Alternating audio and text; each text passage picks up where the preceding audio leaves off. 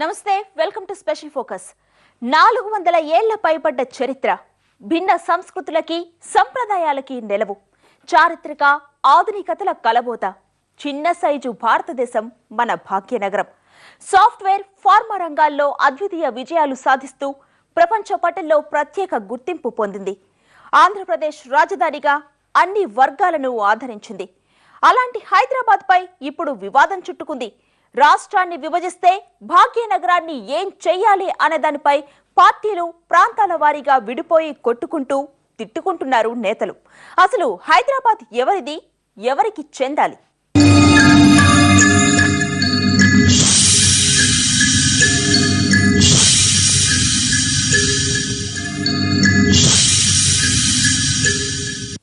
తెలంగాణ ఉద్యమం ఒకవైపు రాష్ట్రాన్ని సమైక్యంగా ఉంచాలి అనే వాదన మరోవైపు ఇవి రెండు పోటాపోటీగా సాగుతున్న తరుణంలో చర్చ హైదరాబాద్ పైకి మళ్లింది 28 లోపు నిర్ణయం తీసుకుంటామన్న కేంద్రం ప్రకటన రాష్ట్రం విడిపోతుంది అంటున్న నాయకుల వ్యాఖ్యలు మొత్తంగా రాష్ట్ర రాజధాని మీద కేంద్రీకృతమయ్యాయి రాష్ట్రం విడిపోతే హైదరాబాద్ ని ఏం చెయ్యాలి హైదరాబాద్ లేని తెలంగాణను అంగీకరించే ప్రసక్తే లేదు అంటున్నారు తెలంగాణవాదులు హైదరాబాద్ మీద అందరికీ హక్కుంది అంటున్నారు సీమాంధ్రులు భాగ్యనగరాన్ని కూడా ప్రత్యేక రాష్ట్రంగా ప్రకటించాలి అంటున్నారు హైదరాబాద్ మంత్రులు గ్రేటర్ మీదే ఇంత చర్చ ఎందుకు రాజధానిగా మాత్రమే కాకుండా రాష్ట్ర విభజన వ్యవహారంలోనూ కీలకంగా మారింది హైదరాబాద్ 20 ఏళ్ల క్రితమైతే ఎలా ఉండేదో కానీ భాగ్యనగరం పరిధి ఇప్పుడు రాజధానిని మించి ఎదిగింది అంతర్జాతీయంగా గుర్తింపు ప్రపంచ పటంలో ప్రత్యేక స్థానంతో పరిశ్రమల్ని ఆకర్షిస్తోంది తెలంగాణతో పాటు సీమాంధ్ర ఇతర రాష్ట్రాలు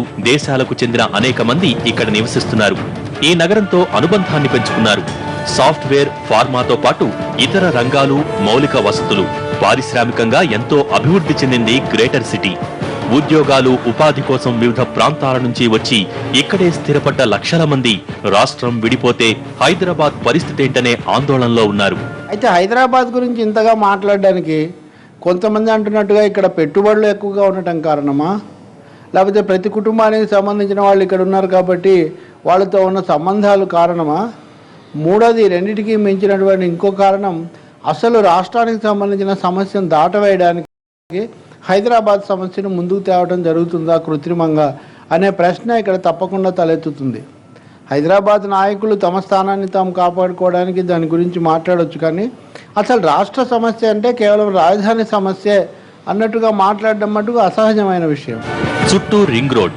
అంతర్జాతీయ విమానాశ్రయం మెట్రో రైల్ లాంటి మౌలిక వస్తువులతో శరవేగంగా అభివృద్ధి చెందుతున్న నగరాల్లో చోటు దక్కించుకుంది Bhagyanagaram municipal corporation of Hyderabad నుంచి గ్రేటర్ హైదరాబాద్ గా విస్తరించింది సాఫ్ట్వేర్ హార్డ్వేర్ ఫార్మా రంగాలతో పాటు వందల సంఖ్యలో అంతర్జాతీయ కంపెనీలు కూడా తమ సంస్థల్ని ఇక్కడ స్థాపించాయి సినీ పరిశ్రమ మీడియా ఇక్కడే స్థిరపడింది రాష్ట్రంలో మరే నగరంలోనూ లేనంతగా ఇక్కడ కోట్లాది రూపాయల పెట్టుబడులు పెట్టి వ్యాపారాలు సాగిస్తున్నారు రాష్ట్రం విడిపోతే ప్రాంతాల మధ్య విభేదాలతో అభివృద్ధికి ఆటంకం ఏర్పడితే హైదరాబాద్ భవిష్యత్తు ఊహించడమే కష్టమనేది కొందరి అభిప్రాయం యూనియన్ టెరిటరీ చేయాలని కొందరు ఉమ్మడి రాజధాని చేయాలని మరికొందరి వాదన ఏదైతే ఉందో ఇది ఆయా వర్గాల నుండి తప్పకుండా లేవనెత్తే ప్రశ్నలు వీటికి ఖచ్చితంగా కేంద్ర ప్రభుత్వము రాష్ట్ర ప్రభుత్వాలు ముఖ్యంగా కాంగ్రెస్ అధిష్టానము ఒక సముచితమైన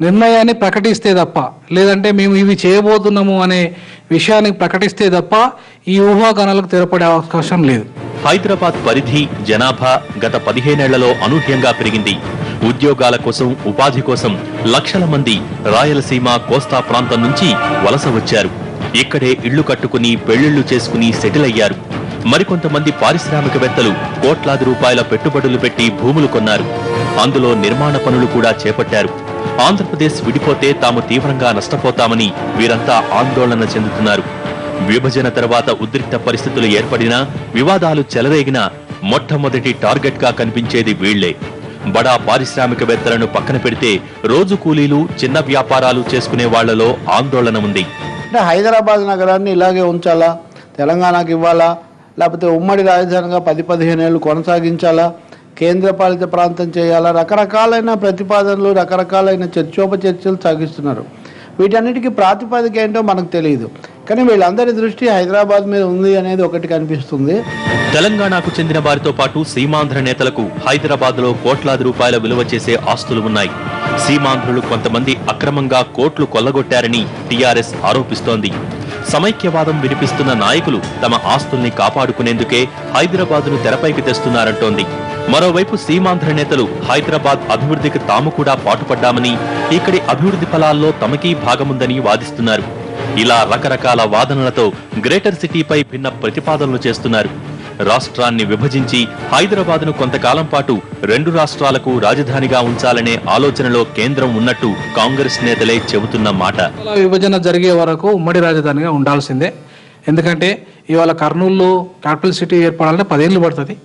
దానికి క్యాపిటల్ నిర్మాణం చేసుకోవాలంటే అట్లాగే విజయవాడలో కూడా టైం పడుతుంది. కాబట్టి ఉమ్మడి రాజధానిగా ఉంచడం వల్ల 3 ప్రాంతాల్లో 3 రాష్ట్రాల యొక్క అసెంబ్లీ సమావేశాలు ఇక్కడ జరుగుతాయి. వాళ్ళ సెక్రటరియట్లు, తాత్కాలిక సెక్రటరీ అక్కడ పెట్టుకుని పర్మనెంట్ సెక్రటరియట్లు కూడా అక్కడ ఏర్పడతాయి. అట్లాగే ఉద్యోగులు కూడా ఏ ప్రాంతం వల్ల ఆ ప్రాంతం వాళ్ళకి వెళ్లే ఆస్కారం ఉంటుంది. హైదరాబాద్ భౌగోళికంగా తెలంగాణలో ఉందనేది ఎంత నిజమో, తెలంగాణ ఆంధ్రప్రదేశ్ లో ఉందనేది అంతే నిజం. భాగ్యనగరం అభివృద్ధిని ఒక ప్రాంతానికి ముడిపెట్టి చూడలేం. ఇందులో అందరి పాత్ర ఉంది. కేవలం పరిపాలనకే కాకుండా రాష్ట్ర సామాజిక, ఆర్థిక, సాంస్కృతిక ప్రగతికి హైదరాబాద్ చిరునామా. ప్రాంతం ఏదైనా రాష్ట్రం నుంచి ప్రాతినిధ్యం వహిస్తున్న క్రీడాకారులు, సుందరీమణులు, కళాకారులు, ఇతర రంగాలకు చెందిన ప్రముఖులు హైదరాబాదీలుగా ప్రత్యేక గుర్తింపు పొందారు. వీళ్ల ప్రతిష్టలన్నీ హైదరాబాద్తోనే ముడిపడి ఉన్నాయి. అందుకే ప్రత్యేక రాష్ట్రాన్ని ఏర్పాటు చేసే పరిస్థితుల్లో మా సంగతేంటంటున్నారు వీళ్లంతా.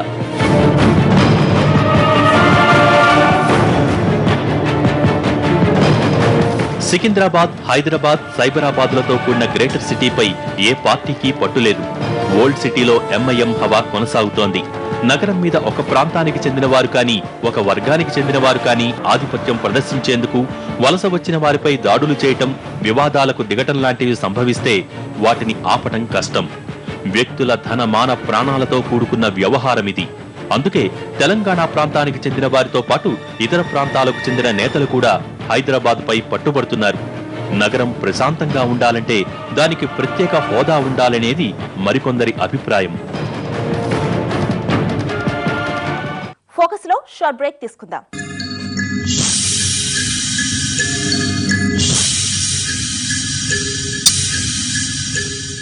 కేంద్రం విధించిన గడువు దగ్గర పడే కొద్దీ తెలంగాణ సమైక్య వాదాలతో పోటీ పడుతోంది హైదరాబాద్ వ్యవహారం.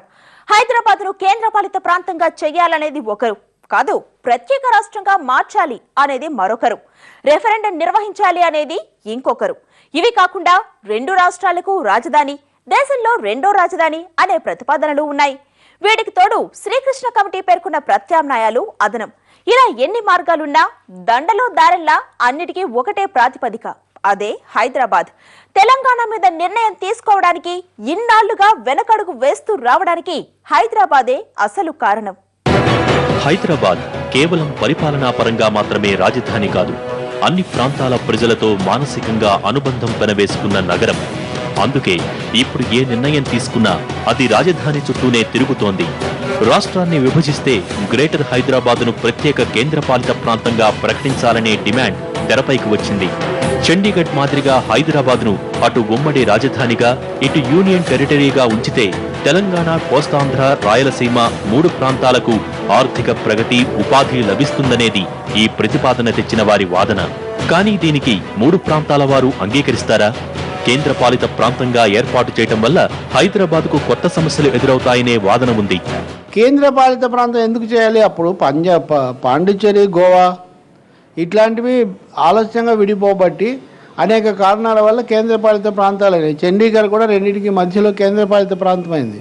ఇప్పుడు హైదరాబాద్కు సంబంధించిన ఏ నాయకుడు కూడా కేంద్రపాలిత ప్రాంతం కావడాన్ని ఒప్పుకోడు.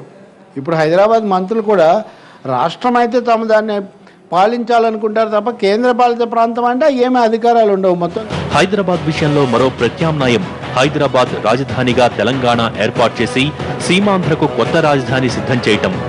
ఆ రాజధాని రూపుదాల్చే వరకు హైదరాబాద్ను ఉమ్మడి రాజధానిగా ఉంచటం. రాజకీయ, పరిపాలన, భౌగోళిక స్థితిగతుల దృష్ట్యా ఇది ఎంతవరకు ఆచరణ సాధ్యం అనే దాన్ని పరిశీలించాల్సి ఉంది.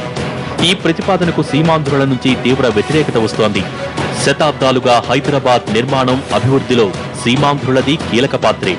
తరతరాలుగా తమ కాయ కష్టాన్ని హైదరాబాద్ అభివృద్ధి కోసం ధారపోశామని ఇప్పుడు వేరే రాజధాని కట్టుకోవాల్సిన అవసరం తమకేముందని ప్రశ్నిస్తున్నారు సీమాంధ్ర నేతలు. హైదరాబాద్ విషయంలో వెనక్కి తగ్గే ప్రసక్తే లేదని ఖరాఖండిగా తేల్చి చెబుతున్నారు. నేను హైకమాండ్ నిర్ణయాన్ని కట్టుకోలేదు. నేనేదో తెలంగాణ ఇస్తే అధిష్టానాన్ని ధిక్కరించి పార్టీ నుంచి బయటికి పోతానని కానీ నేను క్లియర్గా నిన్న మీటింగ్లో నేను మేడ్ ఇట్ వెరీ క్లియర్గా అట్లా ఏదైనా మీరు నిర్ణయం తీసుకున్నట్టు కంటే I'm not a party to it అండి. Resolution that was adopted in the meeting మీ అందరికీ కాపీ ఇచ్చారు. ఆ కాపీకి కట్టుబడి ఉంటే నేను ఆమె సిగ్నేటరీ టు అని చెప్పి సంతకం పెట్టించాను. మిగతా విషయాలు లేదు. ఈ రెఫరెండం అనేది ఇంతవరకు భారతదేశంలో ఎప్పుడు అన్ని వెస్టర్న్ కంట్రీస్ లో జరిగినాయి. ఇంకా ఊహాతీతమైన ఎవరు అన్నారని ఓవర్ రియాక్ట్ కావడము, ఆరుంటే మీద మీరేమంటారంటే రెఫరెండం ఇంతవరకు భారతదేశంలో ఎక్కడ జరగలే, దేని మీద జరగలే. We know the meaning of referendum but we don't know the how it will be conducted. ఇంతవరకు జరగలేదు. హైదరాబాద్ లేని తెలంగాణను ఎట్టి పరిస్థితుల్లోనూ అంగీకరించే ప్రసక్తే లేదంటోంది టీఆర్ఎస్. తెలంగాణ కాంగ్రెస్ ఎంపీలు కూడా ఇదే మాట మీద ఉన్నారు. 1969కు ముందున్న తెలంగాణ కావాలని పట్టుబడుతున్నారు. అవసరమైతే హైదరాబాద్ విషయంలో రెఫరెండం నిర్వహించాలని సూచిస్తున్నారు కేసీఆర్. ఉమ్మడి రాజధానిని ఒప్పుకునేది లేదని అంటున్నారాయన. హైదరాబాద్ను 10 ఏళ్లు ఉమ్మడి రాజధానిగా ఉంచేందుకు కేంద్రం ఆలోచిస్తోందన్న దానం ప్రకటనపై తెలంగాణవాదులు విరుచుకుపడ్డారు. దానం నాగేందర్కు తెలంగాణ చరిత్ర తెలియదంటూ ఎద్దేవా చేశారు నాగం జనార్దన్ రెడ్డి. హైదరాబాద్ తెలంగాణలో అంతర్భాగమేనంటున్న కేసీఆర్ అవసరమైతే ప్రజాభిప్రాయం జరపాలనడం ఆశ్చర్యం కలిగించే అంశం. చూడండి, ఆయన రెఫరెండంకు రెడీ అంటే మేము కూడా రెఫరెండంకు రెడీ అంటాము. మరి గ్రేటర్ హైదరాబాద్ ని ఒక కేంద్ర పాలిత ప్రాంతంగా చెయ్యాలి అని, యూనియన్ టెరిటరీ చేయాలి అన్నప్పుడు దాన్ని వ్యతిరేకమించాము. ఎందుకంటే తెలంగాణ ఇస్తారా లేదా అనేది హైకమాండ్ నిర్ణయము, మరి ఏం చేయాలనేది వాళ్ళ నిర్ణయము. దానికి మేము ఎప్పుడు ఎస్ అని లేదు, నో అని లేదు. హైదరాబాద్ను దేశ రెండో రాజధానిగా చేయాలన్న అంబేద్కర్ ప్రతిపాదనను తెరపైకి తెచ్చారు టీడీపీ నేత సుధీష్ రాంబోట్ల. ఈ విషయంపై పార్టీ అధినేతకు లేఖ రాశారాయన.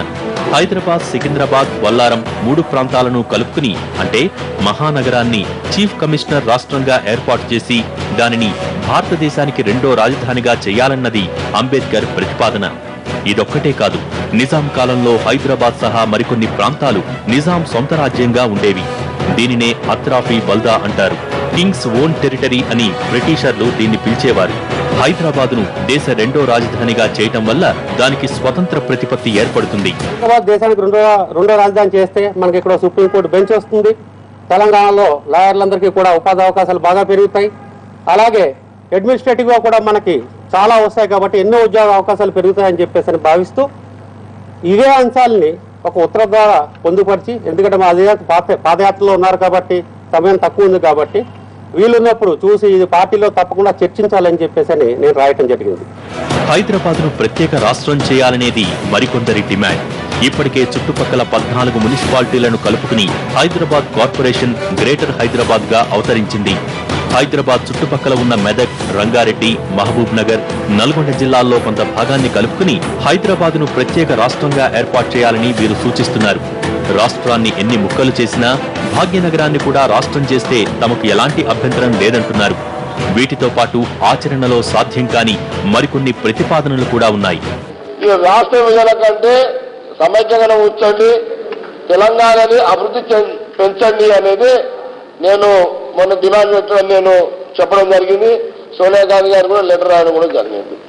మంత్రులు నాగేందర్ గారు కానివ్వండి, మరి ముఖేష్ గౌడ్ గారు కానివ్వండి, కేంద్ర పాలితం మేము ఒప్పుకోము, హైదరాబాద్ సపరేట్ రాష్ట్రంగా చేయండి అనేది వారు కొత్త డిమాండ్ పెట్టడం జరిగింది.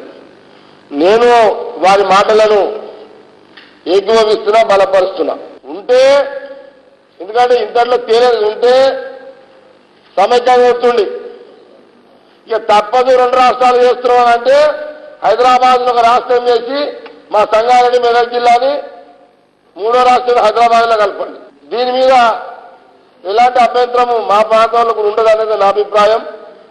హైదరాబాద్ తో కూడిన తెలంగాణను ఇస్తే సీమాంధ్రకు కొత్త రాజధాని ఎక్కడన్న ప్రశ్న తలెత్తుతుంది. ఒకవేళ ఏదో ఒక నగరాన్ని రాజధానిగా ఎంచుకున్నా దాన్ని అభివృద్ధి చేయటం వ్యయ ప్రయాసలతో కూడిన వ్యవహారం అంటున్నారు అక్కడి నేతలు. అందుకే హైదరాబాద్ విషయంలో ఎలాంటి నిర్ణయం తీసుకున్నా సీమాంధ్రలో ఆగ్రహం చెలరేగే పరిస్థితి కనిపిస్తోంది. హైదరాబాద్ లేని రాష్ట్రం 3 ప్రాంతాల్లో ఎవరికీ ఆమోదయోగ్యం కాదు. ఈ ప్రత్యామ్నాయాల్లో ఏది అమలు చేసినా కొత్త ఉద్యమాలు పుట్టుకురావచ్చు. మరి కేంద్రం ఈ సమస్యను ఎలా తేలుస్తుందో. ఫోకస్ లో మరో షార్ట్ బ్రేక్.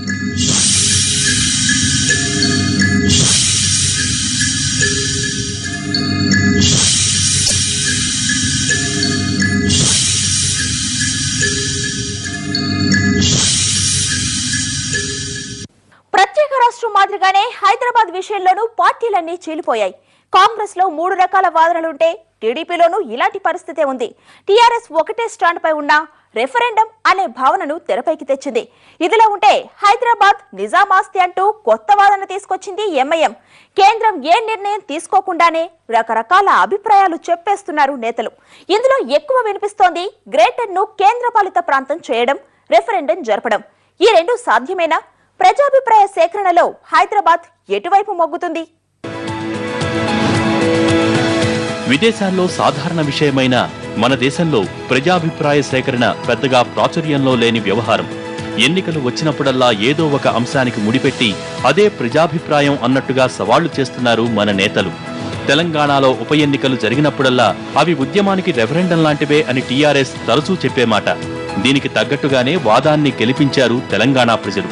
తెలంగాణ రాష్ట్ర ఏర్పాటు విషయంలో నల్గొండ జిల్లాలోని ఒక గ్రామంలో నిర్వహించిన ప్రజాభిప్రాయ సేకరణలో గ్రామస్తులంతా మూకుమ్మడిగా తెలంగాణకు మద్దతు పలికారు. ఇలాంటి విధానాన్నే హైదరాబాద్ విషయంలోనూ ఉపయోగించాలంటున్నారు కేసీఆర్. కేసీఆర్ గారు కూడా రెఫరెండంకు అంగీకరిస్తాను, నాకు అభ్యంతరం లేదని చెప్పడం ద్వారా ఆయన కూడా హైదరాబాద్ సమస్యను ప్రత్యేకంగా చేయడానికి కొంత సుముఖంగా ఉన్నట్టు మనకు అర్థమవుతుంది. కాబట్టి రాబోయే రోజుల్లో రాజకీయ చర్చ, రాజకీయ దృష్టి హైదరాబాద్ మీద కేంద్రీకృతం కావడం తథ్యం. ఏదైనా ఒక అంశంపై వివాదం చెలరేగినప్పుడు 2 వర్గాలు ఒకే అంశంపై పట్టుబడితే స్థానిక ప్రజల అభిప్రాయం ప్రకారం నిర్ణయం తీసుకోవడమే రెఫరెండం.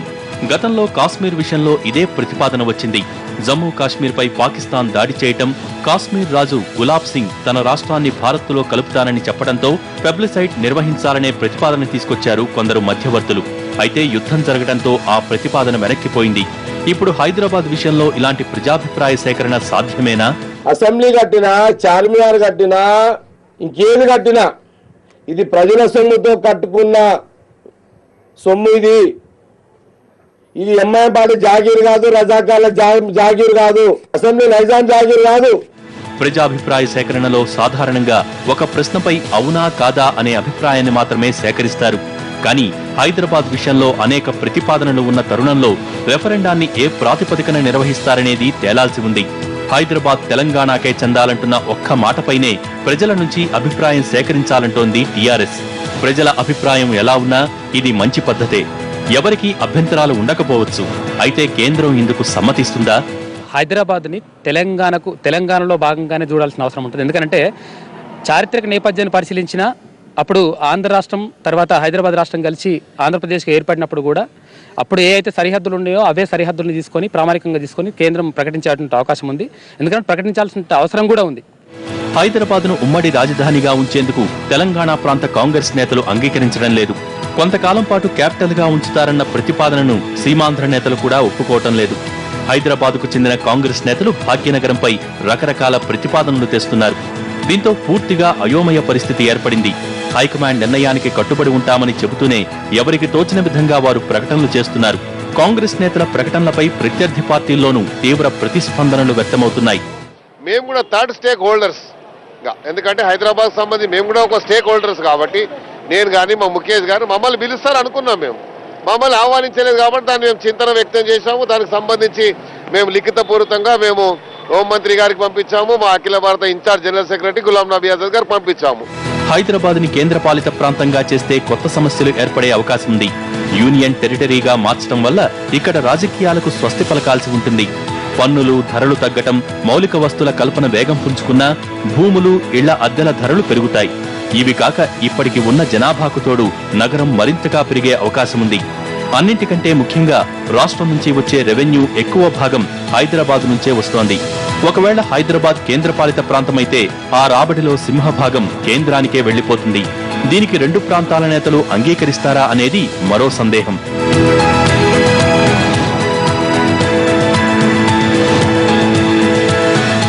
వీటన్నింటికీ తోడు శ్రీకృష్ణ కమిటీ రిపోర్టులో చేసిన 6 ప్రతిపాదనలు కూడా హైదరాబాద్ కేంద్రంగానే ఉన్నాయి.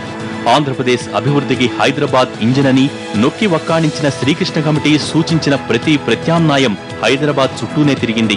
కమిటీ సూచించిన 6 ప్రత్యామ్నాయాలు హైదరాబాద్ బేస్డ్ గానే సాగాయి. ఏది అమలు చేస్తే హైదరాబాద్ కు మేలు జరుగుతుందనుకోవటం కన్నా ఏది అమలు చేస్తే హైదరాబాద్ కు తక్కువ నష్టం కలుగుతుందన్న కోణంలోనే సూచనలు చేసింది. హైదరాబాద్ చరిత్రలో అందరూ ఉన్నారు. 3 ప్రాంతాల ప్రజలకి ఈ ప్రాంతంతో విడదీయలేని బంధం ఉంది. గత 20 ఏళ్లలో భాగ్యనగరం అభివృద్ధికి ప్రతి ఒక్కరూ రాళ్లెత్తిన వారే. ఏదో ఒక ప్రాంతానికి ఈ ఘనతను కట్టబెట్టడం సరైంది కాదు. ఎవరి ఆర్థిక పునాదులు వారికి ఉన్నా అందరూ రాజధాని మీద ఆధారపడ్డారు. అందరి మీద రాజధాని ఆధారపడింది. అందుకే హైదరాబాద్ అందరికీ కావాలి. అయితే అది ఏ ప్రాతిపదికన అనే అయోమయాన్ని తొలగించాల్సిన బాధ్యత నేతలదే. ఇది వాటి స్పెషల్ ఫోకస్. మరో అంశంతో మళ్ళీ కలుద్దాం. నమస్తే.